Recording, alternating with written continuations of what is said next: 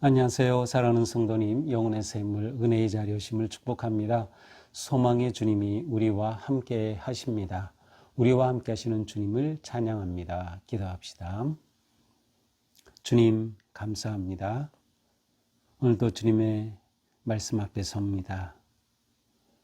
이 시간 우리의 마음과 생각을 주장하여 주시고 열어주셔서 주님의 음성 선명하게 들을 수 있도록 인도하여 주시옵소서. 바쁘고 또 혼란한 세상 속에서도 또 여러 가지 많은 어려움과 문제가 있는 상황 속에서도 주님의 말씀 잘 듣고 그 말씀 따라서 믿음의 길 승리할 수 있도록 오늘도 저희들에게 생명의 말씀으로 넘치도록 채워주시옵소서. 예수님 이름으로 기도합니다. 아멘. 오늘 말씀은 여호수아 19장 24절에서 51절입니다. 다섯째로 아셀 자손의 지파를 위하여 그 가족대로 제비를 뽑았으니 그들의 지역은 헷갈과 할리와 베덴과 악삽과 알람멜렉과 아맛과 미살이며 그 경계의 서쪽은 갈멜을 만나 시홀 림낫에 이르고 해 뜨는 쪽으로 돌아 벤 다곤에 이르며 스불론을 만나고 북쪽으로 입다엘 골짜기를 만나 베데멕과 느이엘에 이르고 갑을 왼쪽으로 나아가서 에브론과 르홉과 함문과 가나를 지나 큰 시돈까지 이르고 돌아서 라마와 견관 성읍 두로에 이르고 돌아서 호사에 이르고 악십 지방 곁 바다 끝이 되며 또 움마와 아벡과 르홉이니 모두 22 성읍과 그 마을이라. 아셀 자손의 지파가 그 가족대로 받은 기업은 이 성읍들과 그 마을들이었더라.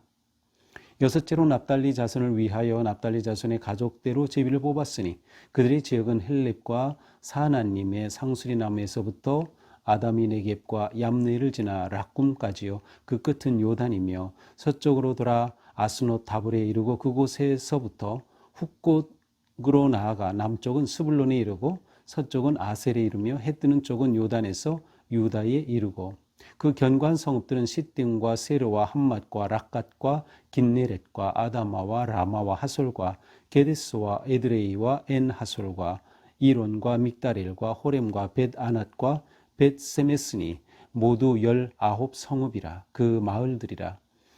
납달리 자손의 지파가 그 가족대로 받은 기업은 이 성읍들과 그 마을들이었더라. 일곱째로 단 자손의 지파를 위하여 그들의 가족대로 제비를 뽑았으니 그들의 기업의 지역은 소라와 에스다올과 이르세메스와 사알라빈과 아얄론과 이들라와 엔론과 딥나와 에그론과 엘드게와 기쁘던과 바알랏과 여훗과 브네브락과 가드림몬과 메알곤과 락곤과 요빠 맞은편 경계까지라. 그런데 단 자손의 경계는 더욱 확장되었으니 이는 단 자손이 올라가서 레셈과 싸워 그것을 점령하여 칼날로 치고 그것을 차지하여 거기 거주하였습니다. 그들의 조상 단의 이름을 따라서 레셈을 단이라 하였더라. 단 자손의 지파가 그에 딸린 가족대로 받은 기업은 이 성읍들과 그들의 마을들이었더라. 이스라엘 자손이 그들의 경계를 따라서 기업의 땅 나누기를 마치고 자기들 중에서 눈의 아들 여호수아에게 기업을 주었으니 곧 여호와의 명령대로 여호수아가 요관 성읍 에브라임 산지 딥나세라를 주매 여호수아가 그 성읍을 건설하고 거기 거주하였더라. 제사장 엘라살과 눈의 아들 여호수아와 이스라엘 자손의 지파의 족장들이 실로에 있는 회막문 여호와 앞에서 제비 뽑아 나눈 기업이 이러하니라. 이에 땅 나누는 일을 마쳤더라. 아멘.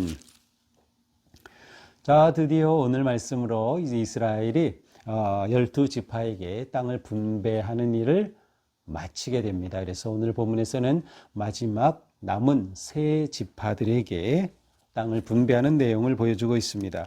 자, 다섯 번째 지파는 바로 아셀 자손의 기업이죠.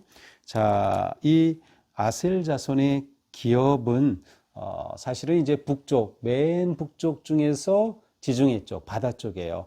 그래서 그 서쪽으로는 지중해 바다가 접해 있고, 그리고 북쪽으로는 맨 끝 지역이 되고요. 그 오른쪽으로는 이제 그 다음에 나오는 바로 납달리 자손과 맞닿아 있는 그러한 지역입니다. 그러니까 바다에 접한 지역이면서 또 동쪽으로는 납달리와 맞닿아 있는 그러한 맨 북쪽 지중해 연안 지역, 이렇게 보시면 좋을 것 같아요. 이곳은 굉장히 풍요로운 땅입니다. 또 바다가 있으니까 바다와 관계된 해산물이라든지 뭐 무역, 두로와 시돈이 다 이쪽에 있는 그러한 지역이거든요. 항구거든요. 그러니까 굉장히 풍요로운 그러한 땅이라고 볼 수 있습니다. 또 한편으로는 이렇게 맨 북쪽에 있으면서 또한 서쪽으로 지중해를 맞닿아 있기 때문에 외적의 침입과 맞서야 하는 그런 접경 지역, 국경 지역이 되기도 하는 곳이라고 볼 수 있습니다. 자, 이쪽은 전부 30절에 보니까 22 성읍과 마을들. 그래서 이곳에 주어진 그 성읍들은 22 성읍이었습니다. 그래서 동쪽으로는 바로 이제 납달리 자손이 접하게 되죠. 자, 이제 두 번째는 납달리 자손의 기업입니다. 여섯째로. 자, 납달리 자손은 지금 말씀드린 것처럼 왼쪽은 아셀 지파와 맞닿아 있고요. 그리고 갈릴리 북쪽 지역을 차지하고 있어요. 이 갈릴리 북쪽 지역은 굉장히 좋은 땅입니다. 그래서 여기도 역시 비옥한 그런 땅을 그들의 기업으로 분배받았음을 알 수 있습니다. 특별히 이 납달리 족속은 굉장히 민첩한 그런 족속으로 이렇게 보이기도 하고요. 그리고 이제 동쪽으로는 요단을 중심으로 그 동쪽으로 바로 므낫세 반지파와 만나는 그러한 지역이 바로 이 납달리 자손의 지역입니다. 특별히 이 납달리 자손에게는 헤르몬 산에서 내려오는 그러한 아주 풍부한 수량이 넘쳐 흐르는 곳이기 때문에 굉장히 이 지역 자체가 숲이 우거진 그러한 곳이기도 합니다. 바로 이제 이곳이 납달리 자손이 차지한 곳이고요. 이제 남쪽 경계선으로는 다볼산이 나와요. 다볼로 나오는데 34절에 서쪽으로 돌아 아스노 다볼에 이르고 다볼은 이 납달리 경계의 맨 남쪽 지역에 위치한 것이 바로 다볼이라고 볼 수 있습니다. 자, 그런데 34절에 특이한 표현이 나옵니다. 서쪽은 아셀에 이르며, 그렇죠. 아셀 지파입니다. 해 뜨는 쪽은 요단에서, 그렇죠. 요단까지 해 뜨는 지역, 므낫세와 맞닿아 있어요. 그런데 유다에 이르고 이렇게 됐어요. 유다. 사실은 유다와는 전혀 접경이 아닙니다. 유다는 맨 남쪽이죠. 맨 처음 지파, 그 기업을 지파로 받은 유다 맨 남쪽. 그리고 바로 이 납달리는 중간지대에서 맨 북쪽이에요. 서쪽에서 맨 북쪽은 바로 앞에는 아셀이었고요. 자, 그런데 유다가 나옵니다. 그래서 어떤 학자들은 이 유다라고 하는 것이 잘못 기록된 것이다. 사본이 내려오면서 이게 잘못 기록된 것이다라고 보기도 하고, 아니면 요단이 언급된 후에 유다가 나오기 때문에 요단에서 흐르는 그 강이 이제 유다에까지 이어진다라는 의미로 이 유다에 이른다라는 그러한 의미로 썼다라고 보기도 하고요. 또 한편으로는 같은 유다이지만 단어는 실제로 남쪽의 유다 지파의 그 유다를 의미하지 않는, 어딘지는 알 수 없지만 전혀 다른 동편 어떤 성읍을 의미한다라고 보기도 합니다. 이 어느 것이든 뭐 그것은 마땅히 아니라고 부정할 수도 없고 또 그렇다고 확증할 수도 없는 그러한 상황입니다. 그래서 이 34절에 유다라고 하는 단어가 좀 골치 아픈 그러한 해석을 해야 하는 그러한 표현입니다. 자, 이렇게 해서 그 여러 성읍들이 쭉 나오죠. 38절에는 모두 19성읍을 그들이 받았다라고 되어 있습니다. 근데 37절엔 게데스라고 나와 있는데 이 게데스는 도피성이 있던 그러한 지역입니다. 도피성은 모두 6개인데 동편에 셋, 서편에 셋 있어요. 뒤에 이제 바로 20장, 우리가 내일 보게 될 20장엔 바로 이 도피성이 나오고 있는데요. 바로 도피성이 있던 곳이 게데스이기도 합니다. 자, 그 다음 마지막으로 언급된 것이 단지파입니다. 단지파. 자, 실제로 이제 제가 밴드에 올린 그 지도를 보시면 단지파는 사실 아주 남쪽에 있어요. 맨 아래 유다가 있죠. 그리고 그 아래 어딘가에 시몬, 경기가 모호하게 시몬이 있고요. 그리고 이 유다와 왼쪽으로 접경한 곳이 바로 단이라고 하는 곳이에요. 단이 받은 땅입니다. 그리고 이 단이 받은 땅 서남쪽으로는 바로 블레셋, 강력한 블레셋이 거기에 있었고요. 바로 그 지역을 단이 받은 것이죠. 이렇게 단이 받은 여러 이제 그 이름들이 쭉 나오고 있죠. 이러한 성읍들의 이름. 자, 그런데 사실 실절에 가서 이러한 표현이 나와요. 그런데 단 자손의 경계는 더욱 확장되었으니 이는 단 자손이 올라가서 레셈과 싸워 그것을 점령하여 칼날로 치고 그것을 차지하여 거기 거주하였음이라. 그들의 조상 단의 이름을 따라 레셈을 단이라 하였더라. 자, 이건 무슨 사건일까요? 단 자손이 올라가서 레셈이라고 하는 것을 점령했어요. 그리고 이곳을 단이라고 이름을 붙였다는 거죠. 레셈이라고도 하고 이 지역을 라이스라고 하는데, 사실 이 지역은요, 원래 단이 기업을 분배받은 그 유다 서쪽 또 지중해와 맞닿은 그곳이 아니라 맨 북쪽이에요. 맨 북쪽. 조금 전에 아셀 지파, 납달리 지파가 맨 북쪽에 서쪽, 동쪽을 차지한다고 했죠. 그리고 요단 건너서는 므낫세의 반지파예요. 그런데 그것보다 더 북쪽, 최북단 지역을 차지했다는 거예요.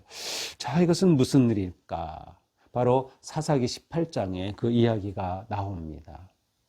자, 그렇다고 하면 단 지파는 하나님께서 이렇게 분배해 주신 그 지역을 끝까지 차지하지 못했어요. 아마도 이 지역에 있는 이제 강력한 아모리 사람들과의 그 충돌 가운데서 그 지역을 차지하기를 포기한 것이에요. 부정적으로 보면 포기한 거죠. 그 땅을 완전히 차지하지 못하고 어떻게 저 북쪽으로 가버렸으니까요. 저 북쪽으로. 긍정적으로 본다면 북쪽으로 가서 그 땅을 차지하여 영토를 넓혔다라고 볼 수도 있겠지만 사실 이 북쪽을 차지한 것은 하나님의 뜻이 아니었어요. 문제는 이 북쪽에 있는 이 레셈이라고 하는 이 지역 라이스 이 주민들은 굉장히 평화로운 사람들이었거든요. 하나님께서 그 지역을 차지하라고 정복하라고 하신 것이 아니었어요. 그들은 평화로운 사람들인데 그쪽에 막무가내로 들어가서 차지한 거죠. 이 단지파가 가지고 있는 그런 호전성이 있는데 그 정도라고 하면 하나님이 주신 분배한 그 땅을 점령하고 차지해야지 왜 그 북쪽으로 가서 그랬을까? 이런 생각을 하게 되는 것이죠. 이렇게 본다면 굉장히 아쉬운 점이 있어요. 하나님이 원래 기업으로 주신 그것을 지켜내지 못한 아쉬움. 더 적극적으로 믿음으로 점령하여 그 땅을 차지하지 못한 아쉬움. 아마도 바로 밑에 블레셋과 마주하고 있기 때문에 그 힘을 이길 수 없었던 것으로 보이기도 하고요. 그러나 어쨌든 하나님께서 주셨다고 하면 차지할 수 있는 거거든요. 분명히 하나님은 그 땅을 주신 것이고 함께 하실 것이기 때문에. 그러나 그들은 그 점에서 실패했다라고 볼 수 있습니다. 너무나도 아쉬운 그러한 장면이에요. 그래서 결국 단 지파는 처음에는 이 남쪽을 받았지만 맨 북쪽으로 이사를 가게 되죠. 그래서 이스라엘 전체 지도를 놓고 그 지역을 말할 때 단에서 브엘세바라는 표현을 사용하는 거예요. 단은 맨 북쪽, 브엘세바는 맨 아래. 마치 우리나라를 표현할 때 한라에서 백두까지처럼 브엘세바에서 단까지 이런 표현을 사용하는 거죠. 그래서 맨 북쪽에 단이라고 하는 그러한 이름이 생겨나게 된 것입니다. 자, 이 사건은 그러므로 여호수아 시대 사건은 아니에요. 사사기에 나오기 때문에 사사시대의 사건이죠. 이러한 점을 본다면 이 내용은 여호수아가 죽은 이후에 첨가된 내용, 들어온 내용이라고 볼 수 있습니다. 자, 49절부터는 이제 땅 나누기를 마무리하면서 이제 여호수아에게 분배하는 내용을 보여줍니다. 땅 나누기를 마치고 눈의 아들 여호수아에게 기업을 주었으니, 자, 여호수아가 맨 마지막으로 땅을 받았어요. 이 점이 여호수아의 참 훌륭한 점이라고 볼 수 있어요. 왜냐하면 좋은 곳, 살만한 곳 다 나눠주고 남은 곳을 여호수아가 받았기 때문이죠. 자기가 지도자로서 제일 좋은 곳을 딱 점치고 두고 그것을 가지고 있다가 차지할 수도 있었는데, 그런다고 해서 누가 뭐라고 할 수 없어요. 그러나 여호수아는 맨 마지막에 땅을 받죠. 그 받은 곳은 딥낫세라라고 하는 곳이에요. 딥낫세라. 딥낫세라는 에브라임 땅이에요. 유다 북쪽에 전체적으로는 중간 지역에 있고요. 이 에브라임이, 그리고 에브라임 중간 지역에 있는 것이 바로 이 딥낫세레라고 하는 곳입니다. 바로 이곳을 기업으로 받았고 여호수아는 그곳에서 마지막 야생을 보낼 때까지 그곳에 거주하게 됩니다. 자, 51절은 이처럼 12지파에게 다 땅을 분배할 때에 거기에 제사장 엘르아살이 함께 있었다는 것과 눈의 아들 여호수아가 있었다는 것, 그들이 이렇게 마지막 분배할 때는 실로 회막문 여호와 앞에서 했다. 그래서 이 모든 것이 하나님의 뜻으로, 하나님께서 허락하신, 하나님께서 약속을 이루신 기업 분배의 완성임을 표현하고 있습니다. 이렇게 하여 땅 나누는 일을 마쳤더라. 하나님께서 약속하신 대로 그 땅을 이스라엘에게 주신 겁니다. 이렇게 하여 오늘 말씀은 땅 분배의 마지막까지 이렇게 보게 되는 거죠. 자, 땅 분배의 맨 처음 시작은 어떻게 시작됐어요? 그렇죠. 갈렙이 등장했어요. 그래서 갈렙으로부터 시작되어 여호수아로 마무리되는 그러한 구조를 이루고 있습니다. 갈렙과 여호수아는 이스라엘의 가나안 땅에 함께 들어갔던 살아남은 20세 이상 세대 가운데 두 사람, 물론 이 엘르아살이라고 하는 제사장도 나이가 많았을 거라고 추정한다면 사실은 엘르아살까지도 포함이 된다고도 추정할 수 있겠지만, 이렇게 리더십의 핵심을 담당했던 두 사람이 이 땅 분배의 시작과 끝을 마무리하고 있음을 볼 수 있습니다. 자, 이것이 오늘의 말씀. 오늘 말씀을 보면서 중요한 건 무엇일까요? 그렇죠. 언약을 성취하신 하나님을 보는 것이 가장 중요해요. 하나님께서는 언약을 성취하셨다. 땅 분배가 완성된 것이에요. 그러나 이 땅 분배로 끝난 것이 아니라 이것은 또 다른 사명을 주시는 것과도 같았어요. 왜냐하면 그들이 분배받은 그 땅에서 완전히 그 땅을 차지해야 했기 때문이죠. 따라서 이스라엘 백성들은 믿음을 가지고 끝까지 싸우면 그 땅을 차지할 것이고, 그러지 못하면 잃을 수도 있는 것입니다. 하나님께서는 온전한 순종을 원하신다. 우리에게도 마찬가지죠. 우리가 온전히 순종하기를 원하신다. 하나님의 약속의 성취를 이루는 것은 우리의 순종함을 통해 하나님께서 허락하시는 것이다. 따라서 우리는 어떠한 두려움, 어떤 실패 앞에 무너질 필요가 없어요. 담대히 나아가는 것이 중요해요. 포기하지 말자, 멈추지 말자, 믿음을 가지고 담대히 나가자. 우리에게 주신 사명을 향해 그렇게 나아가는 것입니다. 우리 개인에게, 가정에게 주신 그러한 사명, 또 우리 교회에 주신 사명을 향해서 우리는 힘차게 나아가야 하는 것이죠. 하나님의 말씀 앞에 신실하게 순종함에 따르는 것이 진정한 승리의 길입니다. 아쉽게도 단 지파는 끝까지 순종하여 차지하는 데 실패했습니다. 하나님께서 주신 그 땅을 차지하지 못하고 다른 곳으로 옮겨갔던 것이죠. 불완전한 순종이라고 할 수 있어요. 또한 우리는 여호수아의 마지막까지 보여주는 리더십의 귀함을 볼 수 있습니다. 그는 끝까지 섬김의 리더십으로 이스라엘이 땅을 점령하고 차지하기까지 모든 것을 놀랍게 탁월하게 이끌어갔던 것을 볼 수 있습니다. 이 리더십의 핵심에는 무엇일까요? 하나님을 전적으로 신뢰하고 의지하는 것, 하나님께서 약속의 이루심을 바라보는 것, 이것이 모든 지도자에게 요청되는 영적 자격입니다. 아니면 자질이라고 할 수 있어요. 하나님을 끝까지 신뢰하고 하나님의 뜻을 향해 나아가는 것이죠. 여호수아는 그 과정에서 늘 섬겼어요. 자신을 맨 마지막에 두었던 것이죠. 이것이 크리스천 리더십의 본질이에요. 리더십의 핵심은 섬김이다. 섬깁니다. 앞에서 본을 보이고 뒤에서 밀어주는 것이 진정한 리더십이 되는 것이죠. 하나님께서 우리에게 주신 사명을 우리도 완수해내야겠습니다. 오직 순종함으로 하나님의 언약의 말씀을 꼭 붙잡고 신뢰하는 믿음으로 우리는 하나님의 약속을 이루어 갈 것입니다. 우리 모두 한마음이 되어서 우리에게 주신 사명을 향해 힘차게 달려가는, 멈추지 말고 포기하지 말고 믿음으로 담대히 나가는 우리 모두가 될 수 있기를 축복합니다. 기도합시다. 하나님, 우리에게 주신 언약의 땅을 바라보면서 끝까지 순종하고 주님을 의지하고 신뢰하는 믿음으로 나아가게 하여 주시옵소서. 우리의 삶, 온전히 하나님께 순종할 때 우리에게 주신 놀라운 약속이 이루어지는 영광스럽고 복된 우리의 삶, 우리 교회 되게 하여 주시옵소서.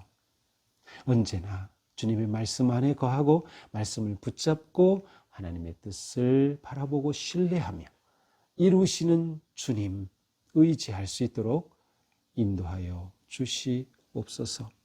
오늘 하루도 우리의 삶이 하나님의 뜻을 이루어가는 아름답고 복된 하루가 되게 하옵소서. 예수님 이름으로 기도합니다. 아멘. 네, 오늘도 주님 은혜로 우리의 삶이 거룩한 뜻을 이루어가는 하루가 되기를 축복합니다. 사랑합니다.